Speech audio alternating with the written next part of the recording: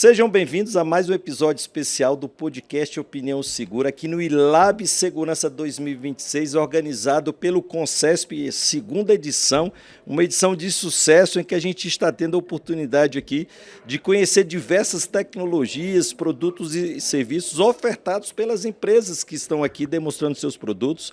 E é o caso dessa tecnologia. A Axon é uma grande parceira da Última Rácio e também do ILAB Segurança, participando desde a edição anterior. E vamos conhecer hoje aqui uma tecnologia muito importante, sobretudo quando a gente fala de incidentes envolvendo drones, que é a de drone, que é um serviço, que é uma tecnologia ofertada pela Axon. E eu tenho a honra e satisfação de receber aqui o Gustavo, da Axon, que vai poder falar um pouco da de drone. Seja bem-vindo, Gustavo. Obrigado, Coronel. Obrigado aí à organização, o convite. É um prazer a gente poder falar um pouquinho, né, de tecnologia, principalmente quando a gente quer levar para o público o que é proteção de espaço aéreo contra drones, né? A Axon é uma empresa americana de alcance global e em 2023 adquiriu a empresa Dedrone, que é uma empresa de tecnologia que nasceu em 2015, já voltada para esse segmento de proteção de espaço aéreo contra pequenas aeronaves, que são os drones que a gente conhece do segmento comercial. Então, em 2023, a Axon fez essa aquisição. A Dedrone já era uma empresa de um alcance global, já no segmento antidrone. Hoje ela é líder global. Nós temos 1.130 instalações pelo mundo. A gente protege presídios, instalações federais. Atendemos as 6 nações do grupo do G7, são mais de 35 países, estádios de futebol, presídios, infraestrutura crítica, usinas nucleares, todo tipo de segmento, aeroportos. A Dedrone está presente hoje no mundo, trazendo a nossa solução para tornar o espaço aéreo mais seguro. E, Gustavo, interessante você falou aí, né? A gente está falando aí de uma década atrás, né? É uma tecnologia que foi criada, né? Quase uma década atrás, é isso? É isso, Coronel. 2014, o mercado de drones começou a existir, né? 2015, a Dedrone foi fundada. O fundador da Dedrone, ele teve essa visão de imaginar que no futuro, que é o presente que a gente está vivendo hoje, isso seria um problema. Rapaz, que sacada, hein? Hoje a ferramenta da Dedrone está na 7ª geração, então é um software extremamente poderoso e robusto, muito consolidado e que, obviamente, não vem a atender 100% das demandas. A gente sempre fala que quando a gente conversa de antidrone, não existe a bala de prata, né? Existe um monte de conjunto de soluções que a gente traz para elevar o nível de segurança dessas instituições que a gente está comentando agora. E, Gustavo, o meu espanto é assim, você tem uma tecnologia, né, que há 10 anos atrás, né, mais de 10 anos atrás, você imaginar, né, que a gente tivesse ataques de drones, né, era inimaginável. E aí nós tivemos os últimos conflitos em que o drone ele assumiu um protagonismo assim elevadíssimo. E aí, obviamente, a gente leva em consideração e esse protagonismo é justamente sobre a própria evolução da tecnologia. E se a gente for pensar a questão financeira, né, do valor que é por unidade e querendo ou não, da funcionalidade, adaptabilidade que a mente humana pode dar a um drone. E aí o que aconteceu é que no Brasil nós começamos a presenciar, sobretudo nos últimos 2, 3 anos, diversos incidentes com emprego de drones, sobretudo incidentes muito famosos no estado do Rio de Janeiro, com drones adaptados com lançador de granadas ou pontos de observação para monitorar o ingresso das forças policiais. Então, isso passou a ser o cotidiano do cidadão em casa, no sofá, no noticiário. E aí as pessoas começaram a se ater a esse problema, um problema que as forças de segurança hoje têm começado a investir, obviamente ainda não na velocidade que a situação crítica impõe, investir na compra de drones, investir na qualificação do pessoal, mas também a necessidade de investir na prevenção de incidentes envolvendo drones. E aí você imaginar que o indivíduo lá atrás, com essa visão, já se antevendo, né, numa análise preditiva, criando uma tecnologia dessa que hoje a gente percebe que é fundamental, né? Qualquer força de segurança pública, qualquer órgão estatal que precisa ter uma proteção no espaço aéreo para que esses drones não sejam utilizados para a prática de ilícitos, né? Isso que o senhor colocou é super importante, coronel, porque a Dedrone sempre teve um lema que era segurança acima da cerca, né? No ambiente que a gente conhecia, o que a gente fazia para se proteger? Colocava cercas, colocava barreiras, colocava câmeras, colocava sistemas de alarmes, né? O que aconteceu a partir da invenção do drone? O drone trouxe o problema para dentro, através, né, passando por cima dessa cerca, dessas barreiras que nós criamos, né? E o drone coloca o hacker dentro de um data center, o drone coloca o sujeito que quer fazer um ato lá através de uma bomba, introduzir um objeto, introduzir um objeto, um artefato, e mudou a realidade, de fato, né? A guerra da Ucrânia, a gente sempre tem dito que é o nosso laboratório de testes, mas a visão do futuro deste mercado de sistemas antidrone. A Dedrone, desde o início da guerra, já teve acordos com o governo ucraniano. Nós já fornecemos mais de 1.000 sensores, mais de 100 rifles antidrone, isso numa guerra que é uma guerra eletrônica e que, como o senhor bem colocou, quebrou os paradigmas de uma guerra convencional, né, onde um míssil de milhares de dólares não consegue abater um equipamento que custa algumas dezenas ou algumas centenas de dólares, né? Então, é um mercado que está se consolidando aqui no Brasil. As forças policiais, as forças armadas estão se conscientizando dessa questão e estão se preparando para o que vem pela frente. E, Gustavo, se a gente for imaginar, há uma complexidade, né, nessa questão, porque não é só você, entre aspas, cortar um sinal de um drone. Obviamente, você tem várias questões que precisam ser assinaladas, né? Sobretudo, por exemplo, numa manifestação, num local de alta condensação de pessoas, você cortar o sinal, o drone vai cair na cabeça das pessoas, né? Então, é uma tecnologia que, querendo ou não, ele envolve vários tipos, né? Que não é só uma questão de detecção. Você tem a detecção, você tem também a contramedida para que aquele drone, obviamente, ele chegue num local seguro, ele pare num local seguro, para que ele não provoque vítimas. E, ao mesmo tempo, você tem a possibilidade de ter uma ação sobre um drone que é ilegítimo naquela área, que está sobrevoando próximo a drones que são legítimos. Então, ainda tem essa questão da diferenciação entre um e outro e também a própria questão de identificação de onde provém o sinal. Sobretudo porque também a gente está falando de prática de crime, a gente está falando de cadeia de custódia, a gente precisa de ter artefatos comprobatórios para, obviamente, também sancionar criminalmente o indivíduo que faz uso desses artefatos, né? Até numa investigação. Perfeito. A gente sempre diz que a solução antidrone faz parte de um ecossistema com subsistemas, né? Então, para que isso seja uma solução completa, a gente precisa trabalhar sempre no subsistema de detecção e identificação, e aí a gente faz uso de diversas tecnologias.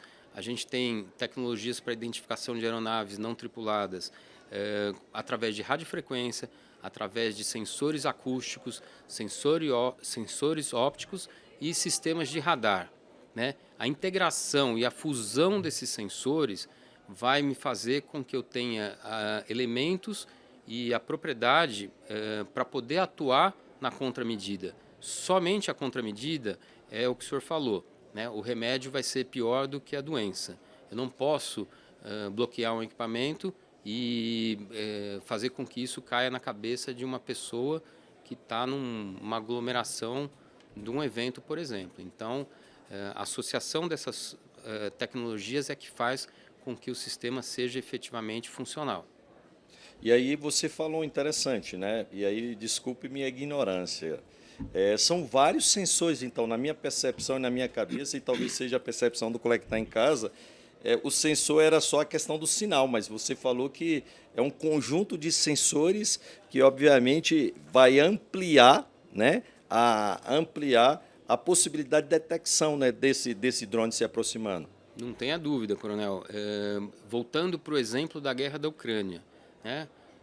Nós fornecemos uma série de equipamentos, eu já disse aqui, mais de 1.000 sensores de radiofrequência. Num determinado momento, a guerra dos drones na Ucrânia mudou. Hoje, os ataques são feitos com drones controlados por fibra ótica. Isso que eu ia mencionar, que eu vi esse noticiário. Por que a fibra ótica apareceu nesse mercado? Porque os sistemas de captação de radiofrequência estavam trabalhando de forma efetiva e os bloqueadores de sinal também. Então, como fugir disso? Foge com um sistema controlado por fibra ótica. A fibra ótica ela é inerte à interferência eletromagnética. Então, a partir daí, você tem uma mudança de jogo. Ela é física, né? Exatamente. E ela é inerte ao sistema de bloqueio eletromagnético. A partir daí, como é que a gente trabalha? A gente trabalha muito forte nos sistemas eletroópticos, que são as câmeras, Que é o movimento, né? e os sistemas de detecção por radar. E os sistemas de contramedida, como é que eu vou fazer se o meu jammer não consegue mais atuar num drone controlado por fibra ótica?